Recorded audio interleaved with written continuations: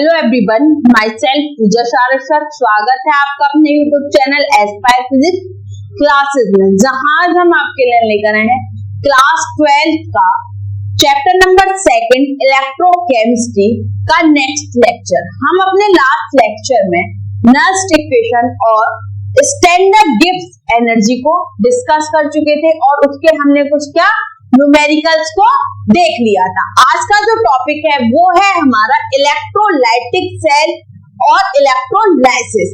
Electrolytic sales हमारे होते कौन से? अगर हमने स्टार्टिंग में जब सेल पढ़ा था तो सेल के हमने कितने टाइप पढ़े थे? 2 टाइप्स पढ़े थे। एक पढ़ा था इलेक्ट्रोकेमिकल सेल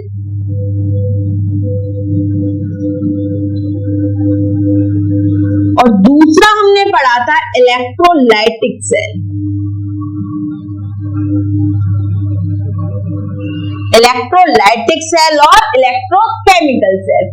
अगर इलेक्ट्रोकेमिकल सेल की बात करें तो ये क्या करता है? केमिकल एनर्जी को, किसको? केमिकल एनर्जी को कन्वर्ट करता है किसमें? इलेक्ट्रिकल एनर्जी में। और इसको हम क्या पहले डिस्कस कर चुके हैं। अब है इलेक्ट्रोलाइटिक सेल। अगर इलेक्ट्रोलाइटिक सेल की बात करें तो इलेक्ट्रोलाइटिक सेल क्या करते हैं? इलेक्ट्रिकल एनर्जी को, किसको? इलेक्ट्रिकल एनर्जी को कन्वर्ट करते हैं किसमें? केमिकल एनर्जी में। किसमें कन्वर्ट करते हैं? केमिकल एनर्जी में।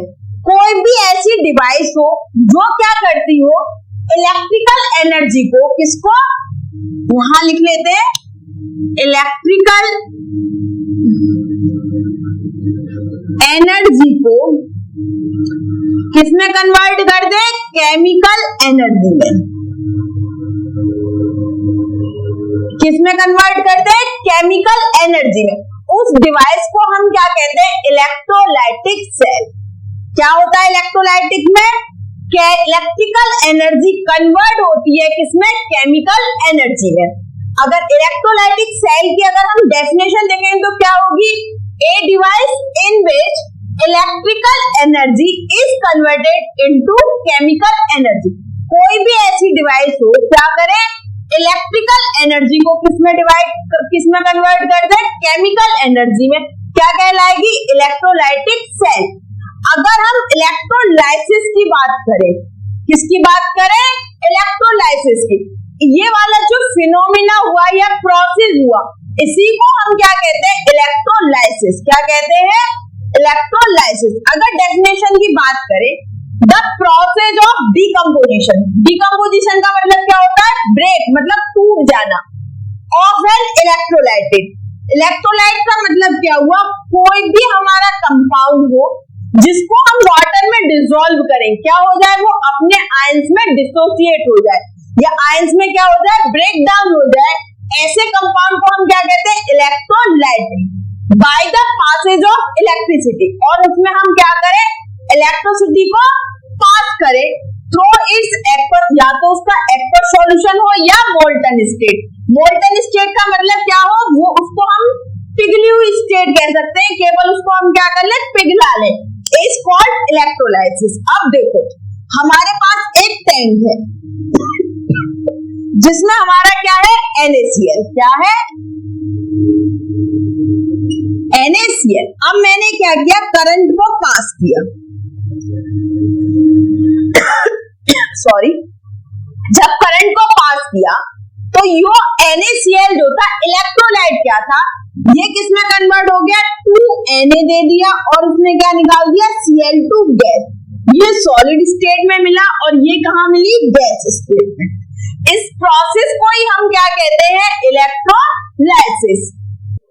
नेक्स्ट है हमारा इलेक्ट्रोलाइटिक सेल का प्रोसेस। हमने क्या किया? एक टैंक लिया और उसमें क्या डाल दिया? एक इलेक्ट्रोलाइट डाल दिया और उसकी भी कैसी स्टेट को डाल दिया? मोल्टन स्टेट को।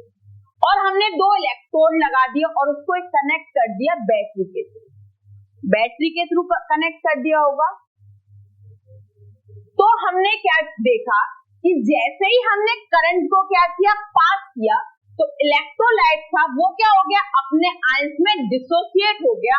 डिसोसिएट होने के बाद में जो उसमें आयंस बने, क्या बने होंगे, कुछ पॉजिटिव आयंस बने होंगे, पॉजिटिव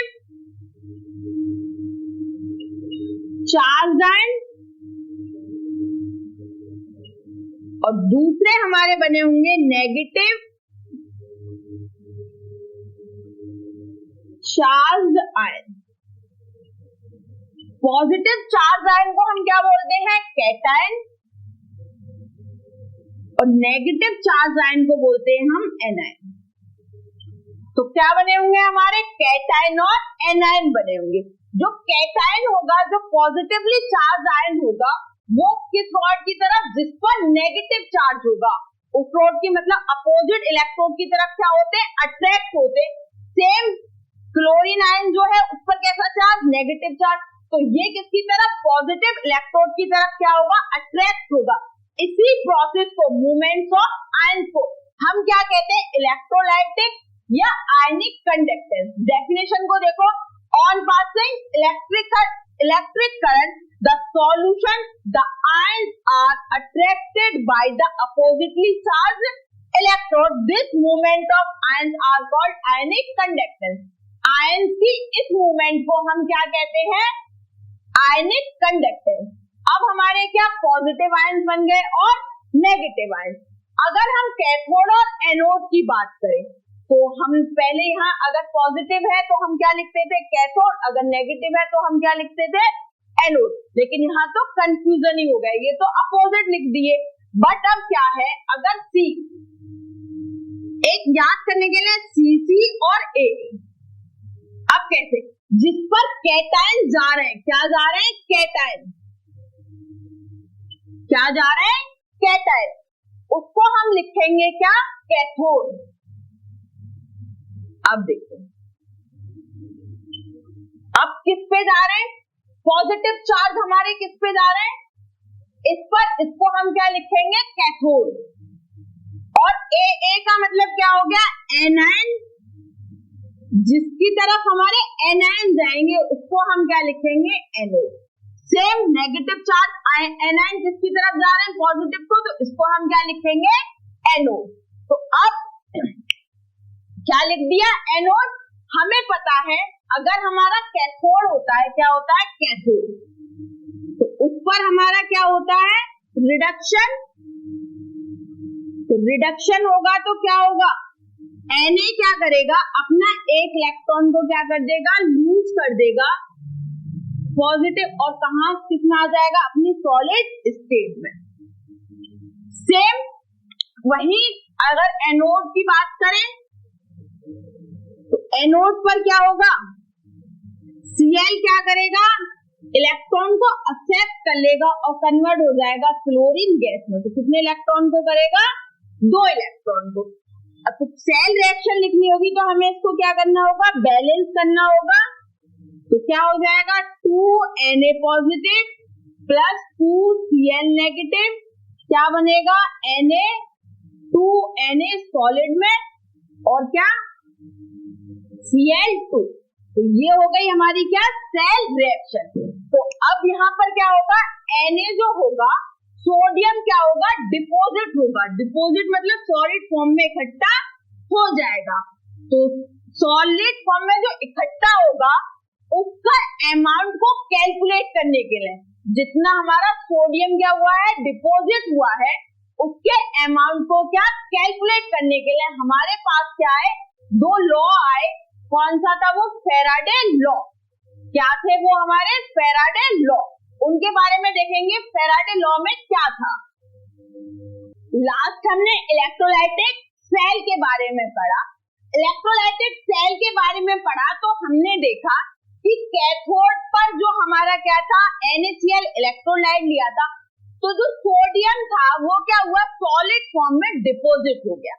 उसके अमाउंट को कैलकुलेट करने के लिए, कितने अमाउंट में सोडियम क्या हुआ है, डिपोजिट हुआ है, किस पर, कैथोड पर, उसके लिए हमें क्या मिले, फैराडे लॉज मिले। क्या मिले, फैराडे लॉज मिले। फैराडे ने अपने कितने लॉ दिए, 2 लॉ दिए। First law of electrolysis, second law of electrolysis. तो पहले हम डिस्कस करेंगे फर्स्ट लॉ ऑफ इलेक्ट्रोलाइसिस। तो फैराडे ने फर्स्ट लॉ में ये बताया कि जितना अमाउंट ऑफ क्या हुआ है सबस्टेंस डिपॉजिट हुआ है वो डायरेक्टली प्रोपोर्शनल होता है क्वांटिटी ऑफ इलेक्ट्रिसिटी के, कि हमने उसमें कितनी देर तक क्या किया है, करंट फ्लो किया है, उस पर क्या करता है, डिपेंड करता है। अगर देखें इलेक्ट्रोलाइटिक सेल में जो रिडॉक्स रिएक्शन होती है वो भी कैसी होती है, नॉन स्पॉन्टेनियस।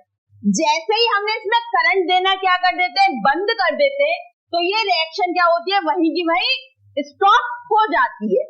तो फैराडे लॉज में फर्स्ट लॉ क्या बताया उन्होंने ये बताया कि जितना अमाउंट क्या हुआ है हमारा डिपॉजिट हुआ है किसी भी सबस्टेंस का किसी भी इलेक्ट्रोड पर, वो डायरेक्टली प्रोपोर्शनल होता है किसके, क्वांटिटी ऑफ इलेक्ट्रिसिटी के। तो देखो the amount of any substance deposit और liberated at any electrode is directly proportional to the quantity of electricity pass through the electrolyte. उस इलेक्ट्रोलाइट से हम जितनी इलेक्ट्रिसिटी को पास करते हैं वो उसके क्या होता है, weight of substance directly proportional होता है। तो हम लिख सकते हैं weight of substance deposit directly proportional the amount of charge के। अगर एक W gram substance is deposited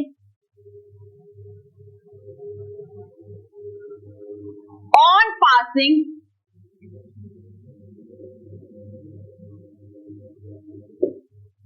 few coulomb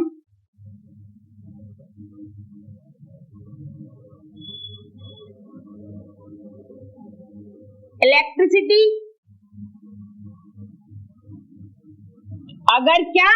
अगर हम मान ले कितना अमाउंट ऑफ सबस्टेंस कितना है, W ग्राम, और जो इलेक्ट्रिसिटी पास कर रहे हैं वो कितनी है, Q कूलम, तो W डायरेक्टली प्रोपोर्शनल किसके हो जाएगा, W directly proportional to Q के। तो W बराबर क्या हो जाएगा, प्रोपोर्शनल का साइन हटेगा तो क्या आ जाएगा, एक कांस्टेंट W बराबर ZQ, where Z is electrochemical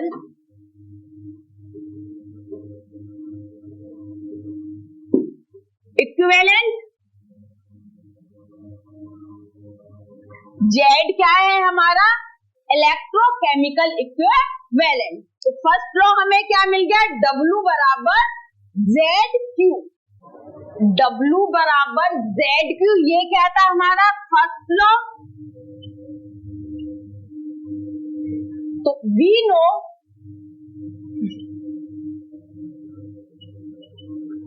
I बराबर Q ओवर T, I क्या है current, Q charge, T time, तो Q बराबर क्या हो जाएगा, IT, वैल्यू पुट कर दे तो W बराबर क्या हो जाएगा, Z I into T, where I क्या है करंट, T टाइम, और Z क्या है हमारा electrochemical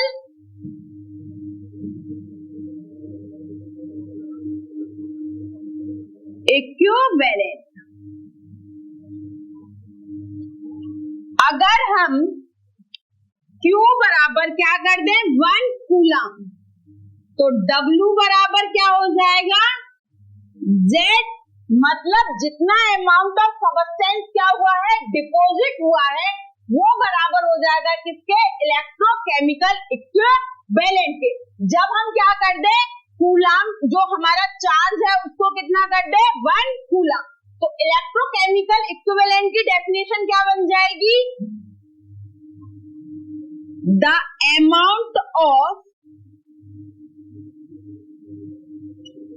substance is deposit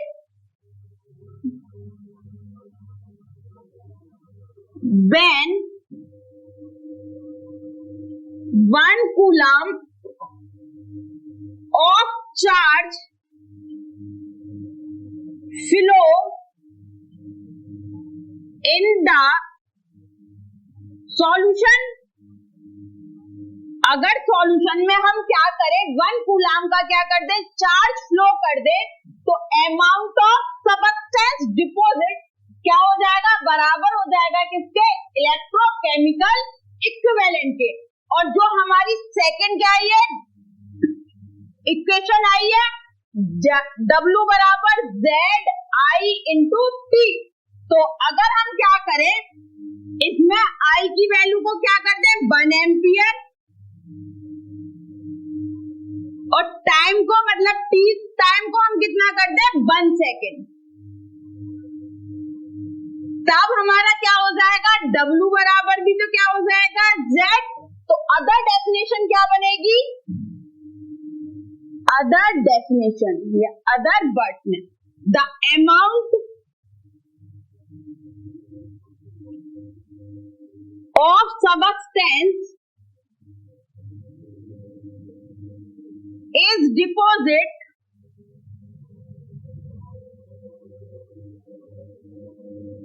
at electrode when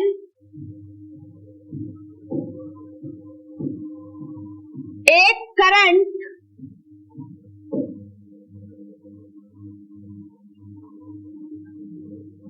one ampere is passed on 1 second। तो क्या हो जाएगा, जितना अमाउंट क्या हुआ है इलेक्ट्रोड पर डिपॉजिट हुआ है, अगर जब हम क्या कर रहे हैं, करंट को 1 एम्पियर करंट को 1 सेकेंड के लिए क्या कर रहे हैं, पास कर रहे हैं, जितना अमाउंट हमारे सबस्टेंस पे इलेक्ट्रोड पे क्या होगा, डिपॉजिट होगा, वो बराबर हो जाएगा किसके, इलेक्ट्रोकेमिकल इक्विवेलेंट के। तो ये कभी कभी एक नंबर में हमारी क्या डेफिनेशन पूछ लेता है, किसकी, इलेक्ट्रोकेमिकल इक्विवेलेंट की।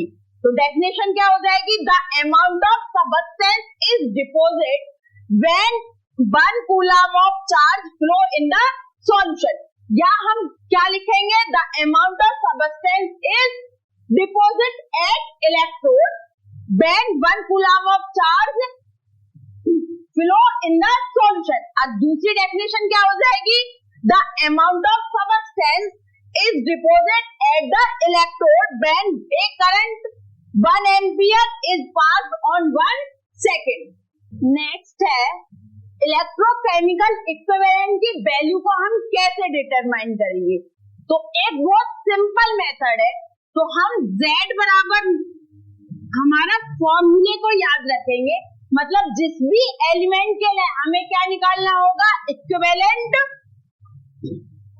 निकालना होगा, इलेक्ट्रोकेमिकल इक्विवेलेंट निकालना होगा, तो हम लिखेंगे atomic mass over N into S, जहां N क्या है हमारी वैलेंसी और S क्या है हमारा फैराडे कांस्टेंट, जिसकी वैल्यू होती है कितनी, 96500। जैसे Z हमें निकालना है किसके लिए, सोडियम के लिए, बेस में क्या लिख दिया, Na। Atomic mass of sodium कितना होता है, 23 ओवर बैलेंसी सोडियम की कितनी होती है, 1 इंटू फैराडे कांस्टेंट 96500, मल्टीपल करके क्या कर देंगे, डिवाइड। तो हमारे पास उसकी वैल्यू आ जाएगी equivalent, electrochemical equivalent of sodium. जैसे हमें निकालना है किसका, कॉपर का, तो Zc एटॉमिक मास कितना होता है, 63.5 ओवर बैलेंसी कितनी होती है, 2 इंटू F मतलब फैराडे कांस्टेंट कितना, 96500। मल्टीपल करके क्या, डिवाइड करके क्या, हमारे पास आ जाएगा इलेक्ट्रोकेमिकल इक्विवेलेंट की वैल्यू। फर्स्ट लॉ पर बेस हमारा क्या है, न्यूमेरिकल। तो देखते हैं, calculate the mass of Ag मतलब सिल्वर। हमें क्या, मास को कैलकुलेट करना है, किसका, सिल्वर को। डिपॉजिट एट द कैथोड मतलब कितने अमाउंट में क्या हुआ है, डिपॉजिट हुआ है, किस पर, कैथोड पर। When A current of 2 ampere was pass through a solution of AgNO3 for 15 minute. मतलब क्या है, हमें एक इलेक्ट्रोलाइट सॉल्यूशन है, जब हमने उसमें क्या किया, करंट पास किया, तो क्या हुआ, कैथोड पर क्या हुआ, सिल्वर डिपॉजिट हुआ। उसके अमाउंट को क्या कैलकुलेट करना है। तो सॉल्यूशन की तरफ चलते हैं। सॉल्यूशन, सबसे पहले तो जो हमें गिवन है उनकी वैल्यू को क्या नोट डाउन करते हैं। गिवन हमें क्या, करंट की वैल्यू, करंट को किससे रिप्रेजेंट किया है हमने, I से बराबर कितनी, 2 एम्पियर। टाइम स्मॉल t बराबर 15 मिनट। इसको सेकंड में कन्वर्ट करेंगे तो 15 इंटू 60 सेकेंड। अब हमें क्या, W बराबर, हमारे पास फॉर्मूला क्या था, W बराबर ZQ। क्या, किससे था ये, फर्स्ट लॉ से, फर्स्ट लॉ। अब Q बराबर क्या था, IT मतलब I और T की फॉर्म में दे रखे हैं, तो W बराबर Z into I into T। अब Z बराबर हमने अभी क्या बताया, atomic mass of silver. Atomic mass of silver over valency किसकी, सिल्वर की, into Faraday constant. F Z बराबर लगा सकते हैं into I into T। Value put करते हैं। एटॉमिक मास ऑफ सिल्वर हमारा कितना होता है, 108 इंटू I की वैल्यू कितनी है, 2 इंटू टाइम कितना है, 15 into 60 second over. Valency silver की कितनी होती है, 1। फैराडे कांस्टेंट की वैल्यू 96500। इनका मल्टीपल करा तो आया 194,400 ओवर 96500। 2 जीरो से 2 जीरो कट, डिवाइड करा तो आया 2.01 ग्राम। कितना सिल्वर डिपॉजिट हुआ होगा, 2.01 ग्राम सिल्वर। नेक्स्ट न्यूमेरिकल है, when A current 0.75 ampere is passed through a CuSO4 solution for 25 minutes, 0.6369 gram of copper is deposited. Calculate the atomic mass of copper. हमसे क्या calculate करा है, एटॉमिक मास ऑफ कॉपर। तो सबसे पहले क्या लिखते हैं, गिवन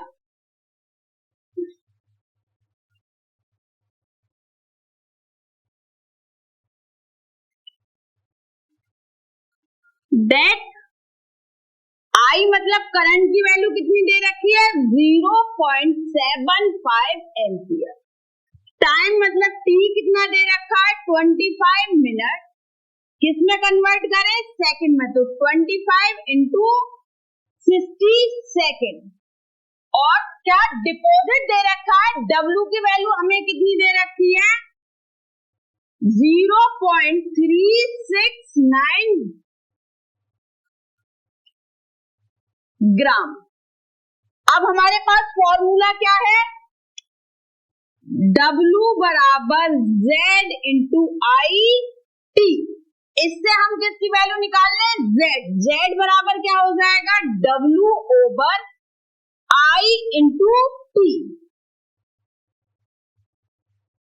W की वैल्यू कितनी है 0.369 ओवर I की वैल्यू 0.75 इंटू 25 इंटू 60 0.369 मल्टीपल किया तो कितना आ गया 1125 डिवाइड करेंगे तो कितना आएगा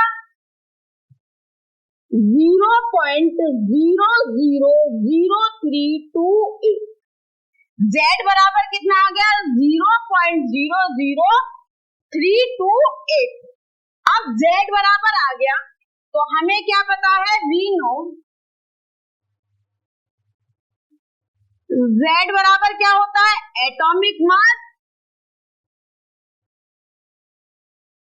over an valency into Faraday constant. Atomic mass मतलब किसका हो जाएगा कॉपर का, वैलेंसी किसकी हो जाएगी कॉपर का। फैराडे कांस्टेंट की वैल्यू क्या होती है कांस्टेंट होती है 96500। तो Z बराबर लगाते हैं क्या atomic mass of copper over valency of copper into Faraday constant. Value कितनी है 0.300328। एटॉमिक मास ऑफ कॉपर हमें क्या निकालना है तो M यहाँ Cu बराबर 0.0000328 मल्टीपल में जाएंगे कॉपर की वैलेंसी कितनी होती है 2 इंटू फैराडे कांस्टेंट कितना होता है 96500 मल्टीपल करेंगे तो कितना आ जाएगा 63.3 यूनिफाइड मास या U। तो एटॉमिक मास कितना आ गया कॉपर का मास ऑफ कॉपर कितना आ गया 63.3 U।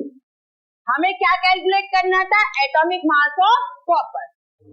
नेक्स्ट क्वेश्चन है a solution of FeSO4 is electrolysed for 50 minutes of 15 ampere current what amount of iron deposit at cathode.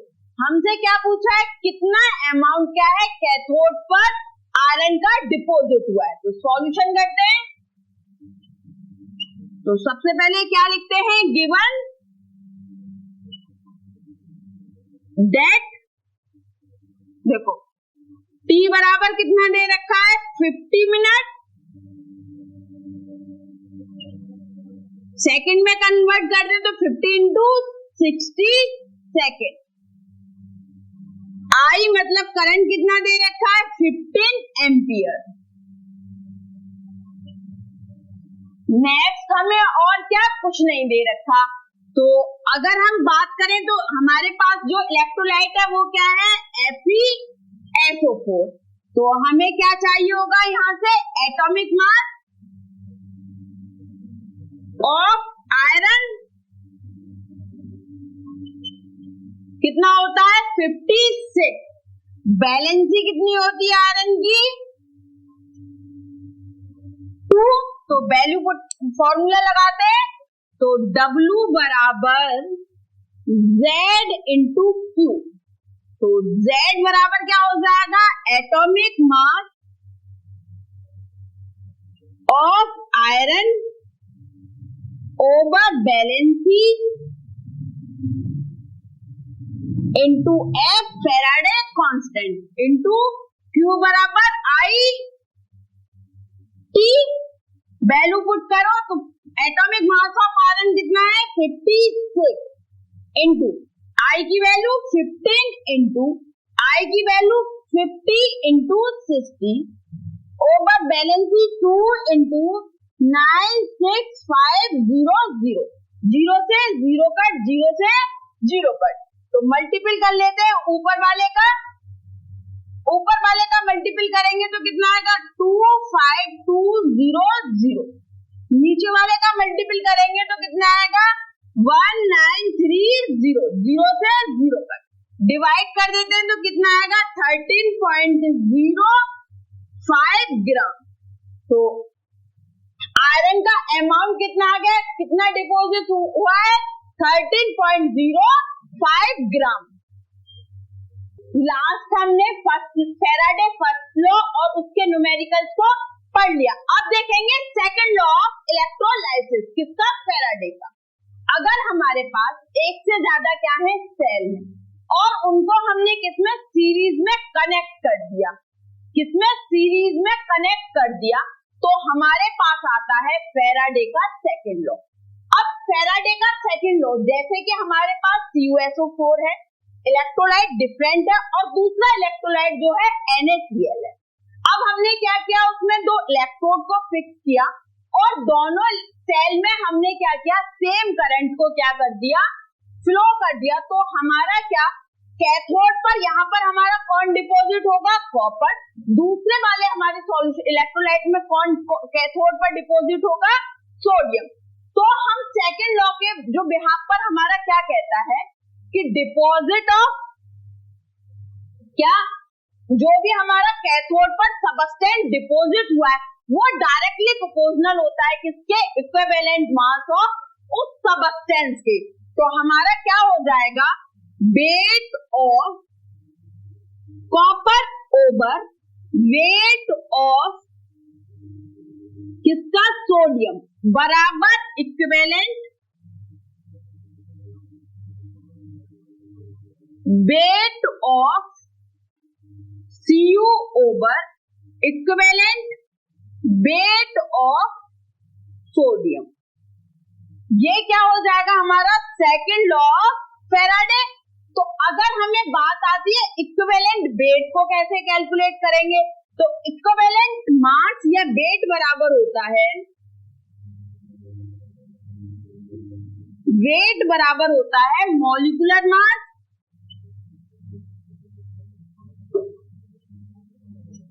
Over valency.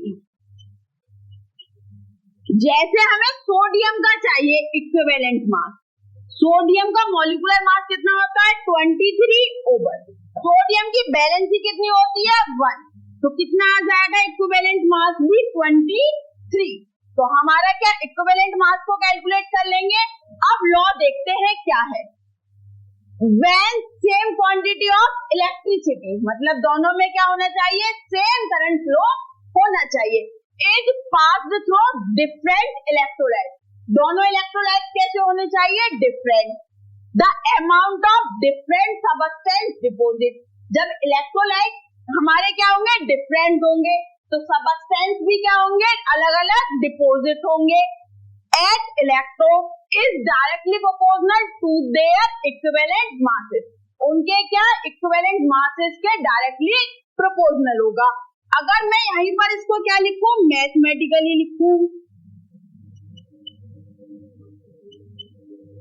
तो क्या हो जाएगा, W1 ओवर W2 बराबर E1 over E2, equivalent mass of first compound divided by equivalent mass of second compound बराबर equivalent mass of first substance और upon equivalent mass of second substance.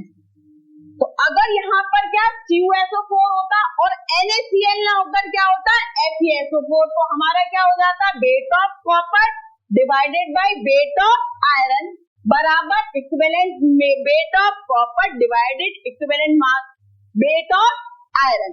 तो ये था हमारा Faraday second law of electrolysis.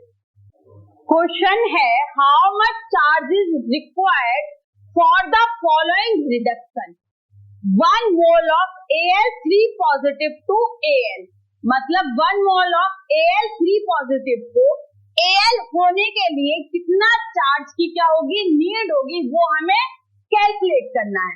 एक simple सा method थोड़ा देखिए, हम क्या पढ़ते थे कि 1 रुपए में अगर 2 चॉकलेट आती हैं या 2 टॉफी आती हैं तो 2 रुपए में कितनी आएंगी, तो हम वही मेथड को लगाएंगे।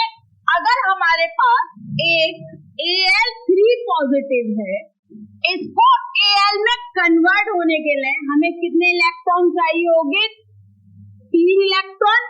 अगर हमारे पास 2 Al3 पॉजिटिव है, इसको Al में कन्वर्ट होने के लिए कितने इलेक्ट्रॉन चाहिए होंगे? 6 इलेक्ट्रॉन। अगर हमारे पास 3Al 3 पॉजिटिव है, इसको Al में कन्वर्ट होने के लिए कितने इलेक्ट्रॉन चाहिए होंगे? 9 इलेक्ट्रॉन। अब हमारे पास क्या है? 1 मोल ऑफ Al 3 पॉजिटिव, इसको Al में कन्वर्ट होने के लिए, किसके लिए? Al में कन्वर्ट होने के लिए कितने इलेक्ट्रॉन चाहिए होंगे? 3 मोल ऑफ इलेक्ट्रॉन। कितने इलेक्ट्रॉन चाहिए? 3 मोल ऑफ इलेक्ट्रॉन। तो यहां से हमें कितने चाहिए? 3 मोल ऑफ इलेक्ट्रॉन। तो चार्ज इसी से कैलकुलेट करते हैं। 3 into mole of 1 mole of electron का चार्ज कितना होता है? 96500। मल्टीपल कर दो 0 0, 3 5 16, 1 3 6 18, 18 19, 1 कैरी 3, 3 9 27, 27 और 2 1 कितना हो गया? 28। कितना चार्ज आ गया? 289500 कूलम। कितना चार्ज चाहिए होगा? 289500 कूलम चार्ज चाहिए होगा। क्वेश्चन है, how much charge is required for the following reduction?